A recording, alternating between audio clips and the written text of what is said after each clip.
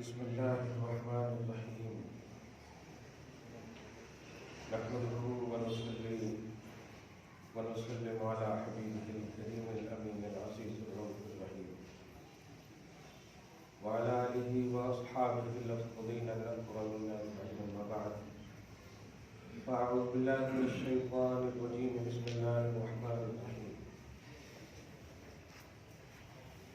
وكم من قرية أهلكناها فجاءها بأسنا بياتا أو هم قائلون صدق الله العظيم رسول برکت کے لیے درود شریف رضی اللہ تعالی سیدنا و شفیعنا ومولانا محمد معدن الجود والکرم وعلى آلہ الکرام ابنہ الکریم وعلیہ واصحابہ وبارک وسلم صلی اللہ تعالی علیہ وسلم۔ سورہ نمبر 7 کی آیت نمبر 3 تک کا درس ہو چکا ہے۔ اللہ سبحانہ گزشتہ درس میں اتباع رسالت ایک شارٹلی عنوان یہی تھا کہ اتباع رسالت کرو، اسی میں بھلائی ہے۔ بندوں کو جو بھی احکام اللہ پاک دیتا ہے،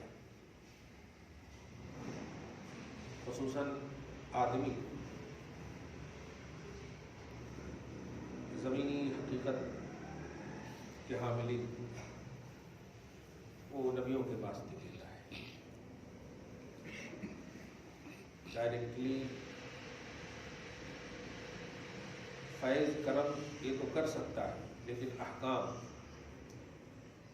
عملی دنیا کے کیا کرنا ہے، کیا حکم ہے، کن چیزوں سے بچنا ہے، یہ نبی کے حوالے سے اور رسول ہی کے حوالے سے بندوں تک پہنچتے ہیں۔ اسی لیے گزشتہ 3 آیتوں کا خلاصہ ہے اتباع رسالت۔ آج اتباع نہ کرنے والوں کے انجام کو، پاسٹ کی، ماضی کی امتیوں کو ہلاک کرنے کا کانسیپٹ پیش کر کے اللہ سبحانہ کو یہ بتانا چاہتا ہے کہ رسول اور نبی کی بات نہ ماننے والے، ان کی اتباع نہ کرنے والے، ایسا نہیں ہے کہ میں تمہیں صرف وارن کر رہا ہوں، تمہیں تباہ کر دوں گا، نہیں، کر چکا بھی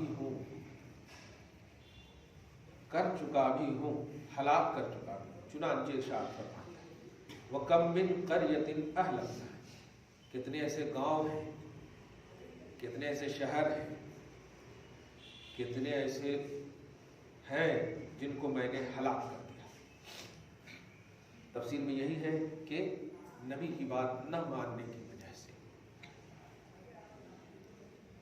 سر فہرست مشہور حضرت نوح علیہ السلام، لوط علیہ السلام، شعیب علیہ السلام، قوموں نے نہیں مانا، اللہ پاک نے ہلاک کر دیا۔ ماننے سے پہلے بھی اللہ کے بندے تھے، نہ ماننے کے بعد بھی اللہ ہی کے بندے تھے۔ اللہ من حیث بندہ نہ تو کچھ نوازتا ہے اور نہ ہی ہلاک کرتا ہے، بلکہ نبی کی وجہ سے ہلاک بھی کرتا ہے اور عطا بھی کرتا ہے۔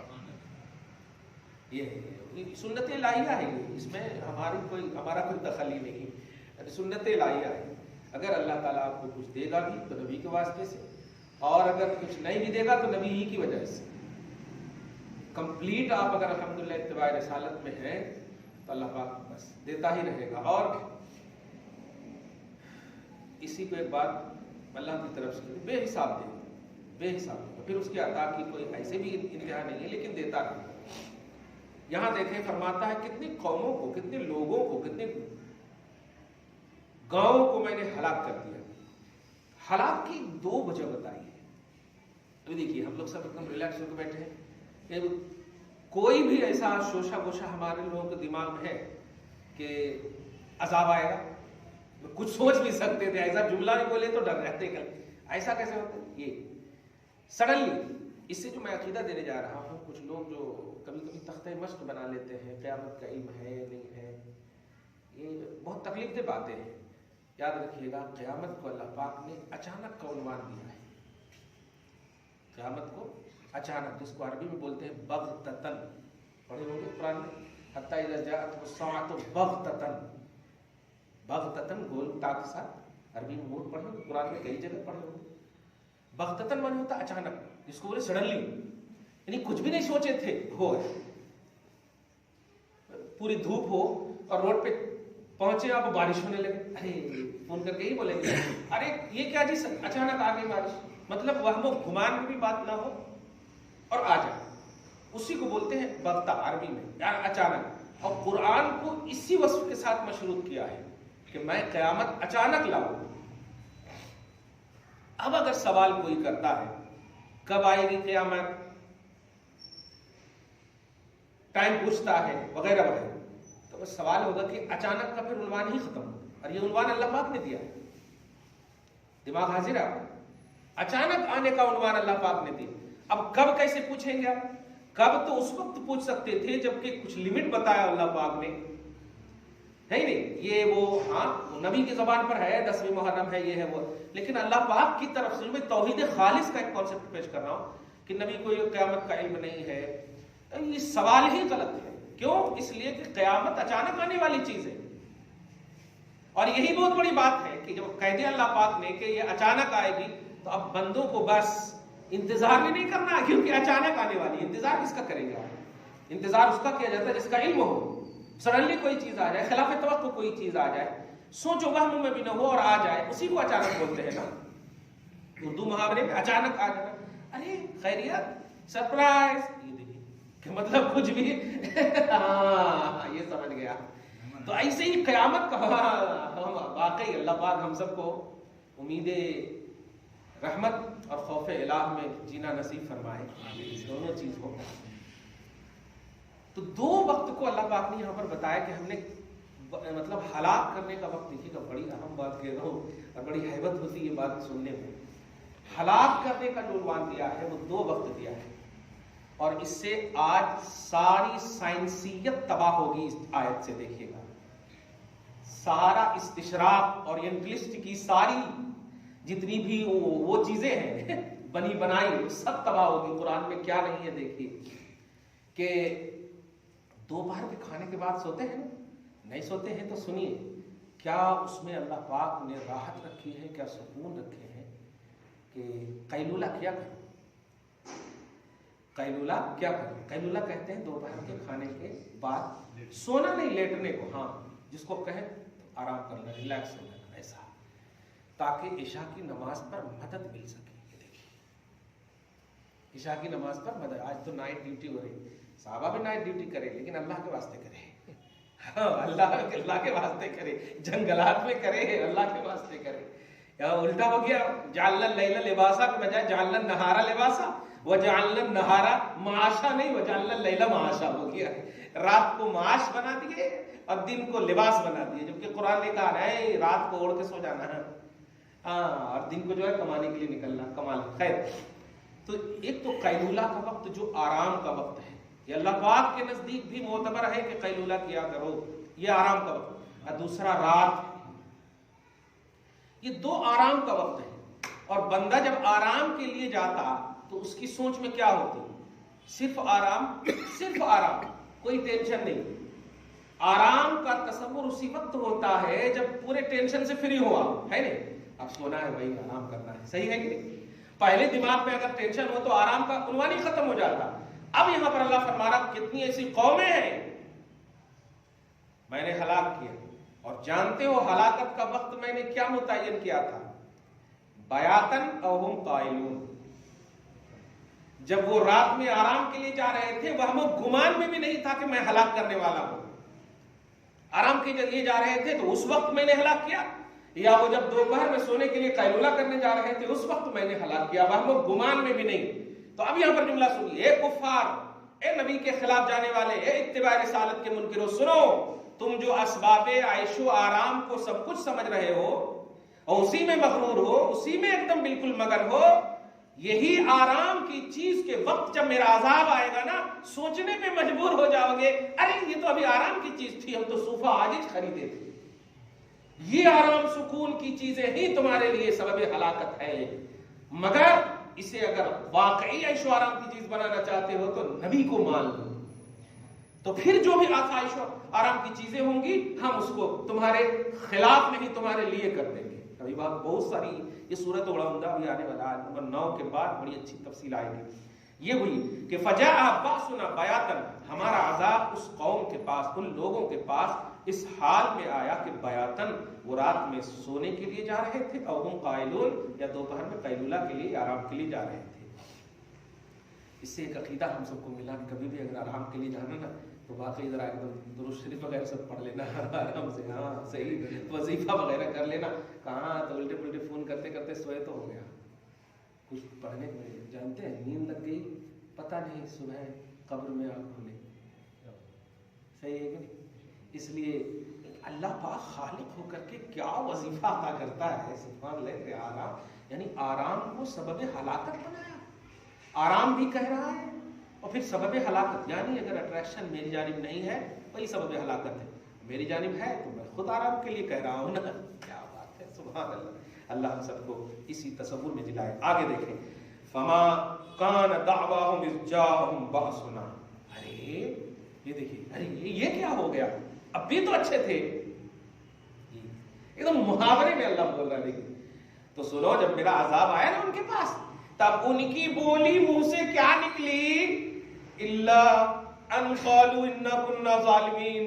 ارے ہم ہی ظالم تھے, یہ عیش و آرام کے چیزوں کو آل ان آل سمجھ بیٹھے تھے, نہیں یہ سوچنا تھا کہ یہ دینے والا کوئی اور ہے. لو انا كنا ظالمین, ہم ہی ظالم تھے. یعنی عذاب کو دیکھ کر کفار بھی ایمان اور یقین کی حد کو پہنچے رہے ہیں. اللہ کا کرم ہے, احسان ہے کہ آپ حد کو نہ صحیح ایمان کو تو پہنچے ہوئے ہیں, ہے نہیں, الحمدللہ. کافر تو نہیں ہے, تو ہمارے ایمان کی کوئی حد رہے گی انشاءاللہ. اسی لیے ملک پیٹ میں بھی بہت سارے لوگ سوال کیے, اس کا ایک عنوان دیا میں نے, ایمان ہی سب سے بڑی دولت ہے, سب سے بڑی عزت ہے.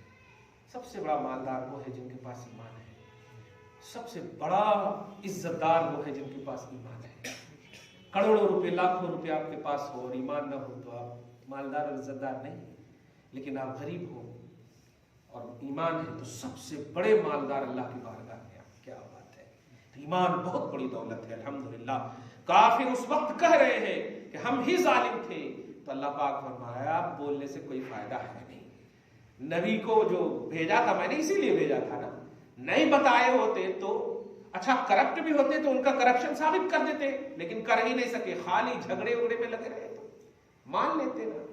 آج لوگ تو الا قالوا انا كنا ظالمین, ان لوگوں کی یہی بولی تھی آخر میں جب عذاب کو دیکھ لیے کہ ہم ہی ظالم تھے.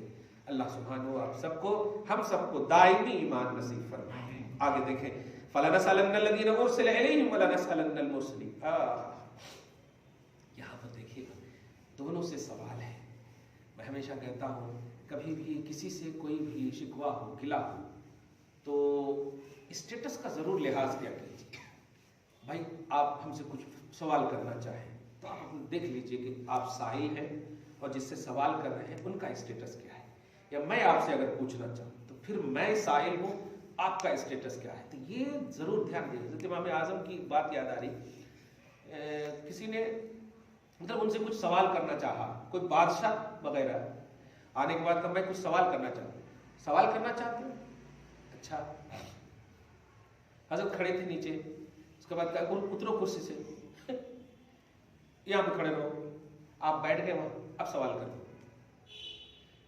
سائل تم ہو نا, کیا بات ہے, سوال کرنا چاہتے تم ہی نے کہا نا, تو سائل تم ہوئے اور جواب دینے والا میں ہوں. تو ایسا کیسے کہ سائل جو ہے اوپر ہو اور جواب دینے والا نیچے ہو. تو ان چیزوں کا لحاظ ہونا چاہیے. ہم لوگوں کو بھی اس بات کا لحاظ کرنا چاہیے. اگر آپ سے کوئی پریشانی ہے, تکلیف ہے, تو اس کا اسٹیٹس کا لحاظ ہونا چاہیے. کیونکہ دیکھیے دل جب دکھتا ہے نا اسے آہ بولتے ہیں, اور آہ کے لیے زبان نہیں, ڈائریکٹ اللہ تعالیٰ ہے. بولنے کی ضرورت نہیں پڑے گی, دل مت دکھائے کیجیے کسی. کبھی کبھی سچ بات ہوتی ہے, دھیان دیجیے, سچ بات ہوتی ہے, لیکن اگر اس کے سامنے میں کھڑے ہو جاؤ آپ کا دل دکھے گا کہ نہیں. لیکن اگر خوشی میں کہوں کھڑے ہو جاؤ ایوارڈ دینے کے لیے تو الگ بات ہے. لیکن اگر آپ غلطی کریں, کھڑے ہو جاؤ, کہیں نہیں پڑھے تھے فجر کی نماز وغیرہ وغیرہ, اس طرح سے تو دل دکھے گا. بات سچ ہے لیکن دل دکھے گا. تو بات کبھی کبھی سچ ہوتی, لیکن ذرا سی لحاظ کرنا چاہیے. جس کو مجالس بولتے ہیں، محافل کا، آداب مجلس کا لحاظ کرنا چاہیے. خیر، اب یہاں پر دیکھیے گا، ماننے مطلب امتیوں سے بھی سوال ہی کا لفظ فرما رہا اللہ تعالیٰ، اور نبیوں سے بھی سوال ہی کا لفظ فرما رہا ہے. اب آپ کو فرق بیان کرنا ہے. دیکھیے گا، میں جو ایک لطیف عقیدہ دے رہا ہوں کہ اہل سنت و جماعت کا جو خوش عقیدہ ہے، کیوں ہے؟ اس لیے کہ لفظ میں وہ نہیں دیکھتے ہیں، وہ لفظ کے مصداق کو دیکھتے ہیں کہ اس لفظ کو استعمال کرنے والا کون ہے اور کن کے لیے استعمال ہے. جیسے میں بھی کہوں حضرت بیٹھیے، دنیا سمجھ جائے گی کہ حضرت کا مطلب مفتی صاحب نہیں ہے، اور یہی وہ لفظ کہیں گے میرے لیے، حضرت بیٹھیے، دنیا سمجھ جائے گی کہ لفظ تو ایک ہی ہے، حضرت ہی ہے، لیکن اس حضرت کی نسبت کس کی طرف ہوئی ہے؟ معنی متعین ہے. اب اگر اسی لفظ حضرت کو کتاب میں لا دیں اور اگر کوئی کہ دیکھو قرآن کا ہر کتابی میں تو حضرت ہے، دونوں بھی حضرت ہے، ایکول ہے، کیا بیوقوفی ہے یہ؟ اس کو اصحاب ظاہر بولتے ہیں، اور ایسے اصحاب ظاہر سے اللہ پاک نے پناہ مانگنے کے لیے، یعنی لفظ ہوتا ہے، ایک کی طرف نسبت کرے تو اس کا معنی الگ ہو جاتا، دوسری کی طرف نسبت کرے تو اس کا معنی الگ ہو جاتا. جیسے لفظ رسول بھی ہے، حدیث میں استعمال ہوا، حضرت معاذ بن جبل کو رسول اللہ صلی اللہ علیہ وسلم نے یمن کا جسٹس بنا کر بھیجا اور فرمایا کس سے کرو گے فیصلہ؟ کتاب اللہ سے. کس سے کرو گے فیصلہ؟ سنت رسول اللہ سے. کس سے کرو گے فیصلہ؟ اگر ان دونوں میں تم کو نہ ملے تو کہا کہ اپنی اجتہاد سے کرو. تو اللہ کے رسول صلی اللہ علیہ وسلم نے دعا فرمائی، اور دعا کا جملہ سنیے، صحیح ابو داؤد میں ہے کہ اللہ کا شکر ہے، حمد ہے، جس نے اپنے رسول کے رسول کو توفیق بخشی. اب معاذ بن جبل رسول ہیں؟ نہیں، رسول نہیں ہے نا. نہیں، پہلا جو معاذ کے لیے جو لفظ رسول ہے وہ معنی لفظی ہے، اور رسول اللہ کے لیے جو رسول ہے وہ معنی حقیقی ہے. لفظی معنی کیا ہوتا ہے؟ بھیجنا. تو چونکہ رسول ان کو بھیج رہے ہیں جسٹس بنا کر کے، اس لیے وہاں پر لفظی معنی مراد ہے. اب اگر اس معنی کو لے کر کے کہتے کہ نہیں امتی بھی رسول ہو سکتی ہے، کیا بیوقوفی ہے؟ یہی ہے پھنسنے کی چیزیں، یہ پھنسنے کی چیزیں ہیں. اسی لیے دیکھنا چاہیے کہ استعمال کرنے والا کون ہے، کس کے لیے استعمال ہو رہا ہے، اس کا بیک گراؤنڈ کیا ہے. نہیں تو پھسل جائیں گے ظاہر دیکھ کر کے. اور آج یہی ہو رہا ہے. 72 فرقے نہیں، 72,000 فرقے ہو چکے ہیں. ہاں، ارے ایک گھر میں 70 فرقے نظر آ رہے ہیں، 70 فرقے نظر آ رہے ہیں. میرے کو اتنا معلوم ہے، تیرے کو کیا معلوم ہے، ابن تیمیہ کو دیکھو اس میں ڈاؤن لوڈ کر کے دیکھو اس میں. ارے ختم ہی چکے نا، اللہ کی بھی ضرورت نہیں پڑ رہی ان کو. کمال ہے. ایسے کام کیوں ہو رہے ہیں کہ خلط ذہن ہو رہا ہے. کسی سے نہ استاد بنانے کی سوچ ہے، اور اگر استاد ہیں بھی تو آج کل تو وہ گڈ بائے استاد ہو رہا، بائے گڈ کہہ رہے ہیں. کمال ہے. استغفر اللہ معاذ اللہ، ایسا نہ ہو. تو فلنسألن، آپ دیکھیے جملہ، فلنسألن الذین ارسل الیہم، ہم ان سے بھی پوچھیں گے جن کی طرف ہم بھیجے ہیں. ان سے بھی ہم پوچھیں گے جن کی طرف بھیجے ہیں، اور ان سے بھی ہم پوچھیں گے جن کو ہم بھیجے ہیں. یہاں پر ابھی بھی آپ گہرائی میں نہیں گئے. جو میں بولنے جا رہا ہوں یہاں پر اصحاب ظاہر جو دہشت گرد، تو کہہ سکتا ہوں میں دہشت گرد، تو ہمارے کو دہشت ہوتی ہے ان کی فکر سے. کیا رسول سے بھی اللہ پوچھے گا؟ لو، اور واقعی قرآن میں تو ہے نا، کہہ رہا ہے نا اللہ تعالیٰ، ان سے بھی ہم پوچھیں گے جن کی طرف ہم بھیجے ہیں. سمجھ رہے نا؟ اور ان سے بھی پوچھیں گے جن کو ہم بھیجے ہیں. ہوا کہ نہیں ایسا؟ ابھی 2 سال 3 سال پہلے ایسے ہی ہوا نا. اللہ تعالیٰ رسول سے بھی پوچھے گا. ارے یہ ہاتھا پاؤں پہلوان کی طرح کر رہا. رسول سے جو پوچھے گا اس پوچھنے میں تم کیا جانتے ہو کہ کیا پوچھے؟ کیا بات ہے. اور رسول کی امت سے جو پوچھے گا اس پوچھنے میں کیا ہے تم کیا جانو؟ تو لفظ پوچھنا ہی ہے. ہم ان سے بھی پوچھیں گے، ان سے بھی پوچھیں گے، مرسل سے بھی پوچھیں گے، اب مرسل الیہم سے بھی پوچھیں گے. جن کی طرف بھیجے گئے رسول ان سے بھی پوچھیں گے اور رسول سے بھی پوچھیں گے. لو اب پوچھو اللہ سے کہ کیا پوچھے گا. یہ تو دیکھو خلیل اللہ پوچھے گا سب سے. پورے ایک دم بالکل چاول ہی نظر آ رہے ہیں ہر جگہ. آپ کو دماغ خراب ہوتا ہے ایسا جملہ سن کر کے. قرآن کے ظاہر کو دیکھ کر کے سڈنلی معنی متعین کر دیتے اور اکول بنا دیتے نبی اور امتی کو، ولی اور عام آدمیوں کو ایک دم. حالانکہ قرآن کے وَلَنَسْأَلَنَّ الَّذِينَ أُرْسِلَ إِلَيْهِمْ، جن کی طرف بھیجے گئے ہیں ان سے بھی ہم پوچھیں گے. اور وَلَنَسْأَلَنَّ الْمُرْسَلِينَ، اور رسولوں کو بھی ہم پوچھیں گے. ان سے کیا پوچھیں گے؟ اب میں ایک دم ایکول جملہ استعمال کر رہا ہوں، جن کی طرف بھیجیں گے ان سے بھی پوچھیں گے مانے کہ نہیں مانے، اور جن کو ہم بھیجے ہیں ان سے بھی پوچھیں گے لوگوں نے مانا کہ نہیں مانا۔ انداز دیکھا آپ نے؟ پوچھنا ہی پایا گیا کہ نہیں؟ تو یہ چیزیں ہوتی ہیں اور ظاہر دیکھ کر کے گمراہ ہوتے ہیں۔ اسی کو قرآن یضل بہ کثیرا ویہدی بہ کثیرا، اسی سے بہت سارے لوگ گمراہ بھی ہو رہے ہیں اور بہت سارے لوگ ہدایت بھی ہو رہے ہیں۔ اب دیکھیے کہ کہنے والا کون ہے اور کس کے لیے کہہ رہا ہے، تب جا کر کے آپ کے دماغ میں اگر فکس ہوگا کہ ارے اس کے لیے کہہ رہا ہے جس کو یہ بھی کہا ہے ورفعنا لک ذکرک ہے، جس کو یہ بھی کہا ان اللہ اصطفى آدم ونوحا وآل ابراہیم وآل عمران علی العالمین، کہ ہم نے چن لیا ہے، تو اب پوچھنے میں بھی پیار نظر آ رہا ہے۔ جب چن لیا ہے تو یہ پوچھنا، اور جن کے لیے کہا مان، تو یہاں پر پوچھنے میں ہے تو ایکول کیسے ہوگا؟ مگر لفظ وہی ہے تو نسبت سے فکس ہوا نہ مانا۔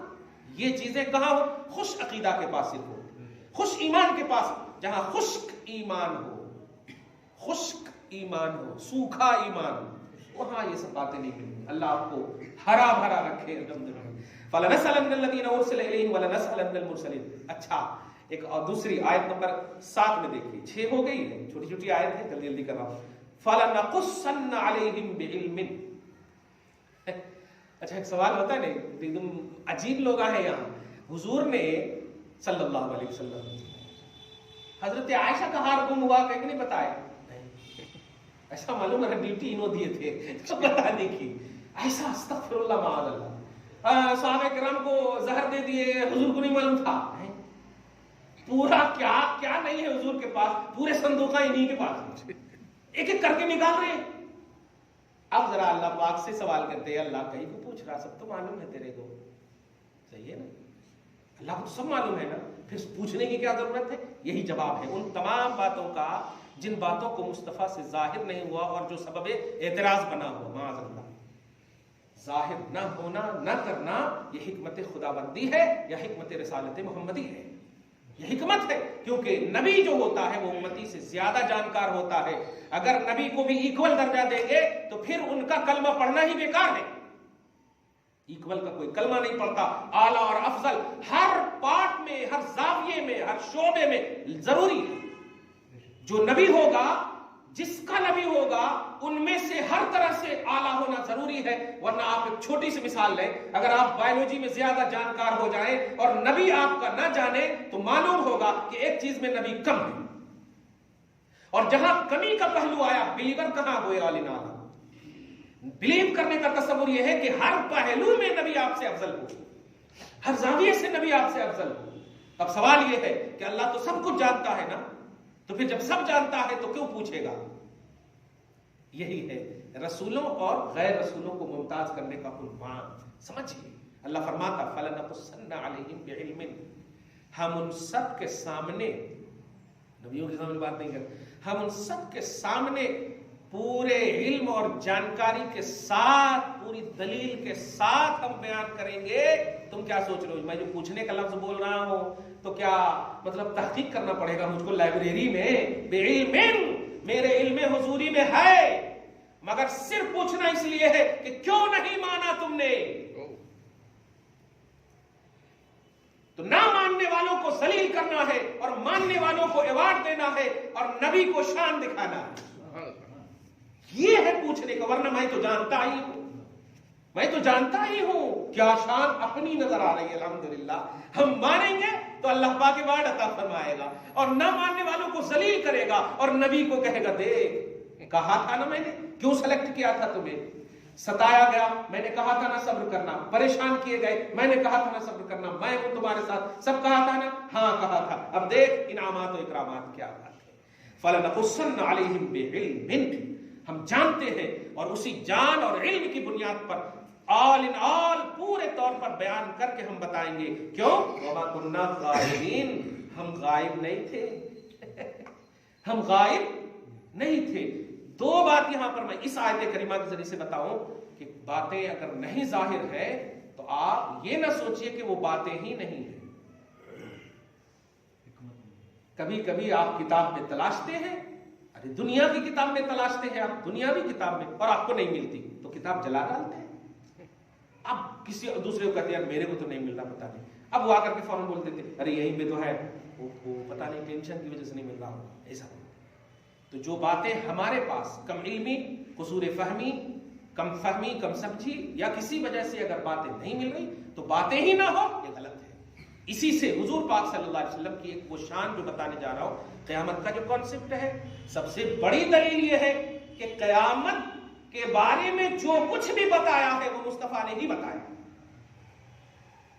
اس جملے پہ غور کر رہے ہیں؟ قیامت کے بارے میں جو کچھ بھی بتایا ہے ان سب کا علم مصطفیٰ ہی نے کیا ہے. آپ کو سب نبی نے ہی بتایا نا. انفارم کس نے کیا؟ نبی نے. قرآن نہیں دیتے تو نبی کو کیسے آپ کو معلوم ہوتا قیامت کیا ہے؟ اب قرآن کے ذریعے سے یہ بتانا چاہ رہے ہیں کہ قرآن میں ہے کہ قیامت کا علم نہیں ہے. ارے قیامت کا علم نہیں ہے اور اللہ کو ہے، یہ رسول اللہ کو ہے. جملے میں غور کریں، قیامت کا علم کسی کو نہیں ہے، اللہ کو ہے، یہ علم رسول اللہ کو ہے. جملے میں غور کر لیا. لیکن افسوس اللہ کو قیامت کا علم ہے، یہ علم رسول اللہ کو ہے، اس لیے کہ قرآن رسول اللہ نے بتایا ہے. قرآن رسول اللہ نے بتایا، اور اس کی پریکٹیکلی مثال حدیث جبرائیل میں. بتائیے قیامت کب آئے گی، قیامت کب آئے گی. پوچھا نا علامات قیامت کے بارے میں، تو جبریل علیہ السلام اللہ کے اشارے کے بغیر آتے ہیں نبی کے پاس؟ نہیں. جب حکم ہوتا تبھی آتے ہیں. اور جب آئے تو اس کا مطلب یہ کہ اللہ پاک چپ کے سوال نہیں کروانا چاہ رہا، جان رہا ہے کہ جس سے سوال ہو رہا ہے اس کو ہوگا معلوم، تب تو بھیج رہا ہے. اخبرنی عن الساعہ، قیامت کے بارے میں بتائیے. جبرائیل بھی ٹائم پاس کرنے نہیں، کیونکہ وہ حکم الہی سے آئے ہیں. اور مصطفیٰ جان رحمت صلی اللہ علیہ وسلم نے اس وقت جو جملہ فرمایا، سائل اور مسئول دونوں جانتا ہے. سائل اور مسئول دونوں جانتا ہے. جس سے سوال کر رہے ہو نا اور جو سوال کر رہا ہے نا، وہ دونوں جانتا ہے. پہلی بات تو کہ اس حدیث سے یہ بھی معلوم ہوا کہ علم قیامت جبرائیل کو بھی ہے کہ نہیں. علم قیامت جبرائیل کو بھی اس سے، اور جبرائیل خدا نہیں. اور دوسری بات یہ ہے کہ یہاں پر اللہ نے تمہیں بھیجا ہے. دھیان رہے، میں نے اگر کہہ بھی دیا کہ دونوں کو معلوم ہے تو یہ مت سمجھنا کہ ایکول ہو گئے، کیونکہ مجھ کو تیرے پاس نہیں بھیجا، تجھ کو میرے پاس بھیجا ہے، تجھ کو بھیجا. اور اس کے بعد حضور پاک صلی اللہ علیہ وسلم نے علامات قیامت کی جو باتیں شروع کی ہیں، یہ ہوگا، یہ ہوگا، باندی اپنے مالک کو جنیں گی، لوگ محلات میں یہ کریں گے، ایسے یہ علامتیں جو بتا رہے ہیں. بتائیے علامات کس کی بتائی جاتی ہے؟ اصل شے کی نا. بھائی آپ کا گھر موجود ہی نہ ہو اور میں کہوں کہ ادھر سے جاؤ گے ادھر سے جاؤ گے تو فرید صاحب کا گھر ملے گا، ایسا کیسے ہوگا؟ آپ کا گھر ہونا، منزل ہونا تب علامت ہوتی ہے. تو قیامت کی نشانی بتانا دلیل ہے کہ علم قیامت مصطفیٰ کو ہے. کلیئر ہے کہ نہیں؟ اگر نشانی نہیں بتاتے رسول اللہ تو معلوم ہوتا کہ قیامت کا علم نہیں ہے. علامات قیامت نبی بتا رہے ہیں، یہ ہونے والا ہے، یہ ہونے والا ہے، یہ ہونے والا ہے. اس کا مطلب یہ کہ علامات قیامت بھی جانتے ہیں نبی اور قیامت بھی جانتے ہیں. اس لیے یہ اچھا، اس میں یہ کمال نہیں ہے کہ نبی علم قیامت جانتے ہیں. نبی کمال یہ ہے کہ نبی کے احاطہ علم نبوت سے کوئی چیز باہر نہیں ہے، یہ کمال ہے. کیونکہ حضور کی رسالت عام ہے، سب کو محیط ہے. حضور کی رسالت عام ہے، اور ہمیں جو چیز بتانے کو کہا اللہ پاک نے وہ بتایا، جو چیز نہیں کہا وہ نہیں بتا. یہ ہمارے اسٹیٹس کو اللہ پاک نے دیکھا. وما کننا غائبین، ہم غائب نہیں تھے. اب جو آگے کا عنوان آنے والا ہے وہ میزان کے حوالے سے آنے والا، جو ایک دم تفصیل طلب مسئلہ ہے. ان حوالے سے کچھ سوال کرنا ہم لوگ. قیامت جب آئیں گے رسول اللہ صلی اللہ علیہ وسلم کو معلوم نہیں، یہ سوال ہوتا نہیں، آپ کو بھی علم نہیں تھا. نہیں، آپ یہاں پر دیکھیے سوال کو اس کو سمیٹیے. قیامت ایک چیز ہے، کب آئیں گے وہ ہاں اس کو میں نے اس کو شروع ہی میں کہا میں نے کہ اچانک کا جو عنوان ہوتا ہے، یہ اچانک کا عنوان ہی لفظ کب کو ختم کر دیتا ہے. نہیں تھا نہیں بولیے آپ، اچانک کا عنوان ختم کر دیتا. اب سوال ہی نہیں ہو سکتا، اب سوال ہی نہیں ہو سکتا. فرض کریں آپ کہ آپ کو فون کیا کسی نے کہ 5 دن کے بعد آؤں اور ابھی آ گئے. اب بتائیے یہ آپ کے وہم و گمان میں بھی سوال نہیں ہو سکتا کہ آج آنے والے تھے، کب آنے والے تھے، کیوں آنے والے تھے. تو اچانک کا عنوان یہ ہے. اچانک میں نے کہا کہ یہ سوال ہی غلط ہے. اب رہا یہ سوال کہ قیامت کا علم تھا یا نہیں، تو بالکل میں نے ابھی بتایا آپ کو کہ علم قیامت اس لیے نبی کو ہے کہ قیامت ایک عالم ہے اور عالم کے لیے رسول ہے، اور رسول وہ ہوتا ہے جس کے تمام احاطہ رسالت میں جہاں کا وہ رسول ہوتا ہے علم ہونا اس کے لیے مسٹ ہے، ضروری ہے. اگر قیامت کو عالم سے باہر مانتے ہیں تب جا کر کے آپ کہیں گے کہ نبی کو علم قیامت نہیں ہے. آپ سمجھ رہے ہیں؟ علم پیریڈ کی بات کروں میں، کب آئیں گی، کتنے پیریڈ کے بعد آئیں گے، وہ علم تو سرکار کو بھی معلوم نہیں. نہیں ابھی بھی نہیں سمجھ رہے آپ. ایک دم ٹھیک ہے، تھوڑا سی قریب کر رہا ہوں. حضور پاک صلی اللہ علیہ وسلم کے لیے جملہ سب سے پہلے آپ یہ سوچئے کہ حضور صلی اللہ علیہ وسلم سارے جہان کے رسول ہیں. کلیئر ہے؟ اور سارے جہان کے رسول کا مطلب سارے جہان کا نالج ہے رسول کو. ٹھیک ہے؟ اب جب سارے جہان کا نالج ہے تو قیامت ایک جہان ہے. تو اب قیامت ایک جہان ہے تو رسول کو اس جہان کا بھی علم ہے. یہ پہلے عقیدہ رکھیے آپ. اب جب اس جہان کا بھی علم ہے تو بتایا کیوں نہیں؟ یہ اسی لیے نہیں بتایا. یہ ہے اصل سوال کہ بتایا کیوں نہیں. تو بتانا سے رسول پاک کی ذمہ داری نہیں ہے. بتا دیتے تو کل کے بجائے آج ہی سب کچھ کھا لیتے ہیں. یہ ہے حکمت. کل کے بجائے آج ہی، اور کل قیامت آنے والی ہو تو سمجھ لیجئے کہ اب 3 وقت نہیں 3.5 وقت شروع کر دیں گے کھانا. وہ کل مرنے 6 تو چلو جو چاہو کھا لو وغیرہ وغیرہ. تو قیامت کا نہ مطلب یہ کہ بتانا، ایک تو توحید کا لحاظ فرمایا رسول نے کہ اچانک کہ اگر میں بتا دوں تو پھر اچانک کا مطلب ختم. بتا دوں اگر کہ یہ دن آنے والا ہے، یہ وقت آنے والا ہے، یہ سن آنے والا ہے، یہ لمحہ آنے والا ہے، تو پھر اچانک کہاں رہا؟ اور قرآن نے اچانک کہا. تو توحید کی شان کو بچانا بھی رسالت کی ذمہ داری ہے. توحید کی شان بچانا بھی رسالت کی ذمہ داری. اور 10 محرم الحرام بتا دیا، لیکن آپ سن تلاشتے رہیے. سن نہیں بتایا آپ کو. تو اس عقیدہ یہ رکھیے کہ حضور کے علم رسالت میں اللہ کے علاوہ جتنی بھی چیزیں عالم میں داخل ہیں وہ سب کا علم نبی کے پاس اس لیے ضروری ہے کہ وما ارسلناک الا رحمتا للعالمین، کہ آپ سارے جہان کے رسول ہیں. اور سارے جہان کا جب رسول ہوتا ہے تو نالج کے بغیر رسالت کیسے پھیلائے گا؟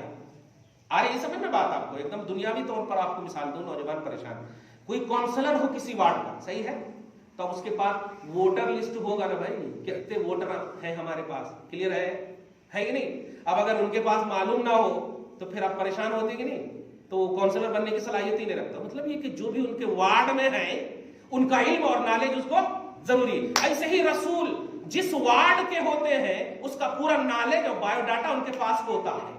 ایک دم کلیئر سمجھ گیا؟ الحمدللہ. جی ہاں، ایک عنوان سے ہٹ کے ایک سوال ہے. اچھا. وہ عرض کرنا آپ سے یہ ہے کہ ایک صاحب مسجد میں عصر کی نماز میں کچھ پڑھ لیتے بیٹھے، اور سر ان کو جو ہے ایک عالم صاحب کچھ پڑھنے کے لیے بتائے. تو ان سے کہا گیا کہ عصر کی نماز کے بعد مغرب کی نماز سے 5-7 منٹ پہلے آپ کا وظیفہ ختم کرنا چاہیے اور جو ہے سجدے میں جا کے دعا کرنا چاہیے. تو عصر کی نماز کے بعد کا جو سجدہ کرنا ہے یا ممنوع ہے، یا اس کی حیثیت کیا ہے، یا نماز کا سجدہ نہیں کرنا چاہیے، یا وظیفے کے بعد دعا کے لیے سجدہ کر سکتے یا نہیں کر سکتے؟